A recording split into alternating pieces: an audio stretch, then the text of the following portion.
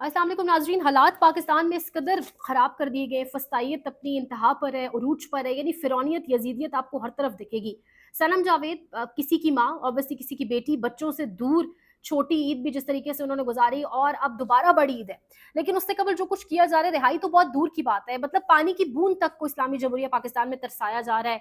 एक जानिब आपके एक शहरी को एहराम में लिपटा है, वो उठा लिया जाता है। वजह क्या है? कसूर क्या है कि वक़्त के बादशाह के खिलाफ बात कर रहा है। कसूर क्या है कि वो एक स्टांस ले चुका है, उसका एक अपना मौकफ है, वो उससे पीछे नहीं हटा, वो 4 माह नहीं हटा, अब दोबारा नहीं हट रहा। इन तमाम तर चीज़ों से आगाह करेंगे, लेकिन आज एक सहाफ़ी ने पूरी कौम की तर्जुमानी कर दी है। बड़ी खुशी होती है जब जज मोहम्मद अब्बास जैसे कुछ जजेस को, जब कुछ सनाउल्लाह खान जैसे सहाफ़ियों को बात करते देखते हैं, पूरी कौम की तमाम तर लोगों के जज्बात की तर्जुमानी करते देखते हैं, वो बातें जो हम नहीं कह पाते, डरते हैं। जब ऐसे निडर बेबाक लोग जब करते हैं तो हौसले बुलंद होते हैं। सनाउल्लाह खान साहब ने, अब सहाफ़ी हैं जी, आज उन्होंने सवाल किया है। इन्होंने सवाल किया है सामने बैठे कुछ आला ओहदेदारान से। इन्होंने पूछा है कि यहाँ पर अब एक मेरा एम्प्लॉय है, 45,000 महज उसकी तनख्वाह है। जिस तरीके से जो बजट आया है, जो माशी कत्ल करने की पाकिस्तानियों की कोशिश की गई है, यानी फंडामेंटल राइट्स तो यहाँ पे है ही नहीं। बात करने की इजाजत तो हमें ऑलरेडी नहीं है, सांस तक लेने की इजाजत नहीं है, और अब ये सब कुछ। सनाउल्लाह खान साहब ने कहा है कि मेरा एक एम्प्लॉय है, 45,000 उनकी तनख्वाह है, ना उसके पास गाड़ी है, ना घर है, ना साइकिल, मोटरसाइकिल भी नहीं है। उसकी सिम बंद कर दी गई, सिम बंद कर दी गई कि आप फाइलर नहीं है।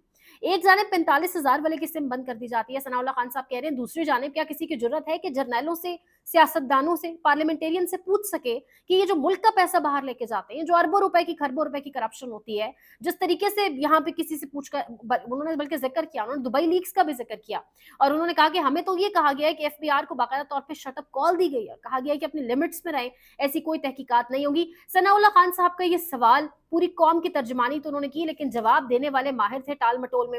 उन्होंने आगे से क्या जवाब दिया, जो हम पाकिस्तानी एक अरसे से सुनते आ रहे हैं। उन्होंने कहा कि हम ग्रेटर प्लान की तरफ है, हम कुछ बड़ा करने की सोच रहे हैं, हमें 3 माह दें। हम ये सुनते सुनते यानी छोटे से जवान हो गए हैं कि हम कुछ और, हम बड़ा करेंगे। हमेशा हमने आला अहदेदारों की जानिब से, हुकूमतों की जानिब से यही सुना कि हम कुछ बड़ा करने जा रहे हैं, हमारे पास कुछ डिफरेंट प्लान है।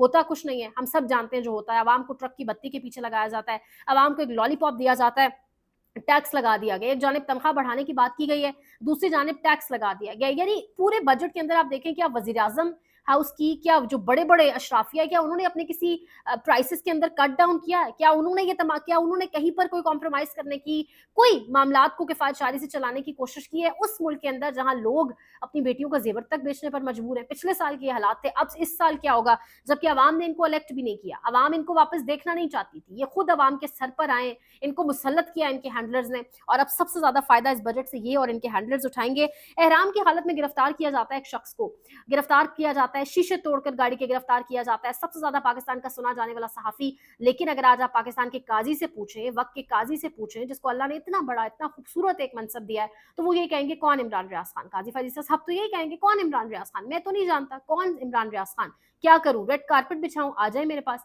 यानी ये काजी फैजी साहब के तासुरात होते हैं जब उन्हें पता चलता है उनके मुल्क का एक शहरी, सबसे ज्यादा सुने जाने वाला सहाफी, एक निडर आदमी जिसने बात करना सिखाई, सवाल करना सिखाया, हौसला दिया हम सबको, उसको उठा लिया गया। इमरान रियाज खान आज अदालत में जब सामने आए, उनके ऊपर वो केस तो खत्म कर दिया गया है, जिस केस की बिना पर उनको हज पर नहीं जाने दिया गया, वो केस तो खत्म कर दिया गया। लेकिन इमरान रियाज खान ने आज एक बहुत बड़ी बात की। उन्होंने कहा कि कल एक आलिम दीन से मुलाकात हुई अदालत में, उन्होंने कहा कि ये हज पर रोकना ये अबू जहल का तरीकाकार था।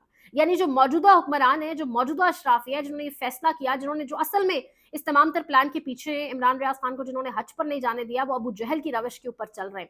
इमरान रियाज खान ने कहा कि जितने पैसों का मुझ पर इल्जाम लगाया गया, इतने पैसे तो मैं या मेरे वालिद सदका खैरात सालाना तौर पर कर देते हैं। सिर्फ यही नहीं, इमरान रियाज खान साहब ने यह भी कहा कि पहले मुझे उठाया गया, 4 महीने गायब रखा गया, मुझसे बहुत सारी बातें मनवाने की कोशिश की गई, मैं तब नहीं माना, तो अब एक झूठा इल्जाम कैसे मान लूंगा? मैं डटा हुआ हूँ, दीवाने ख्वाब देखते हैं, मुझे तोड़ना चाहते हैं, लेकिन मैं टूटूंगा नहीं। मैं हर दौर में अपोजिशन का फेवरेट रहा हूँ, आज तरीके इंसाफ का पसंदीदा हूँ, कल शायद इनका बिना हो। मेरा काम है अपोजिशन के साथ खड़े होना, अवाम की बात करना। सनम जावेद और आलिया हमजा साहिबा को इसके साथ, लेकिन आपको एक और चीज बताएं कि इमरान रियाज खान को अब एक और केस में गिरफ्तार कर लिया है, पिछले केस में बरी कर दिया गया है। तो ये तसलसल जारी रहेगा, सिर्फ टॉर्चर करने के लिए, सिर्फ किसी की जिद है, किसी की अना है। और इमरान रियाज खान ने कहा भी है कि लगता है किसी ने मुझसे कोई बहुत सख्त जिद लगा ली है, तो उस जिद की खातिर ये सब कुछ किया जा रहा है। सनम जावेद, आलिया हमजा, जिस जिस तरह से ये औरतें डटी हुई हैं, इनसे भी एक सबक सीखने को मिलता है। तारीख जब लिखेगी इन औरतों के बारे में भी तो बहुत कुछ लिखेगी। इनकी बहादुरी के ऊपर लिखेगी, इनकी जुर्रत के ऊपर लिखेगी, इनकी जिस तरीके से ये स्टैंड्स के ऊपर खड़ी हैं, स्टैंड लिया हुआ इन्होंने, ये उसके ऊपर तारीख बहुत कुछ लिखेगी। सही जगह खड़ी हैं, गलत साइड पे खड़ी हैं, वो अलग कहानी है। डटी हुई है जिस तरह, हर प्रेशर के आगे, पूरी रियासत के आगे, तमाम इंतजामिया के आगे, रियासती मशीनरी के आगे उसकी कोई मिसाल नहीं है। सनम जावेद और आलिया हमजा को आज सुबह शाकिर महमूद अवान साहब कह रहे हैं कि बाकायदा तौर पे लाया गया, कैदी की वैनों में लाया गया, फॉरेंसिक लेबॉर्ट्री या फॉरेंसिक एजेंसी के लिए में फॉरेंसिक कराने के लिए लाया गया, दोनों को अलग अलग कैदी वैन में लाया गया।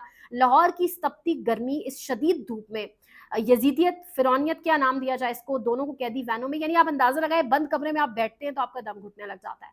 कैदी वैन के अंदर लाना, जिसके अंदर हवा किस तरह जाए, हवा जाने के कितने चांसेस हम सबको पता है, और 3 से 4 घंटे उस कैदी वैन में, अलग अलग दोनों वैन में थी, उनको खड़ा रखा गया और इस पूरे प्रोसेस के अंदर उनके घर वालों को तो उनसे मिलने से रोका ही गया, इसके साथ साथ उन्हें पानी देने से बाकायदा तौर पे मना किया गया। यानी कि हम आज किस दौर में रह रहे हैं, एक जानिब हज पे जाने से रोका जाता है, एक जानिब एक मुसलमान को आप पानी नहीं दे सकते। ये कौन सी यजीदियत का, कौन सी फिरौनियत का, कौन सी जहालत का दौर चल रहा है, ये कौन हमारे सरों पर आकर बैठ गया है जो इस तरह से मामलात को चला रहा है। और इस तरीके से मामलात चलना तो बहुत दूर की बात, जो नफरत लोगों के दिलों में बैठेगी ना, वो शायद फिर नस्लों तक मिटना बड़ी मुश्किल हो जाएगी। सोचने वालों को सोचना चाहिए। और फिर वो बड़ा खूब मारिया मेमन ने पिछले दिनों कहा कि फिर जो गिरें लग जाती है ना हाथों से, वो फिर आपको दांतों से खोलनी पड़ जाती है। चैनल को लाइक करें, शेयर करें, सब्सक्राइब करें, मजीद अपडेट्स आपको देंगे, अपनी कीमती राय का इजहार करें, और जो सब्सक्राइब करें उनको बहुत शुक्रिया। अल्लाह निगहबान।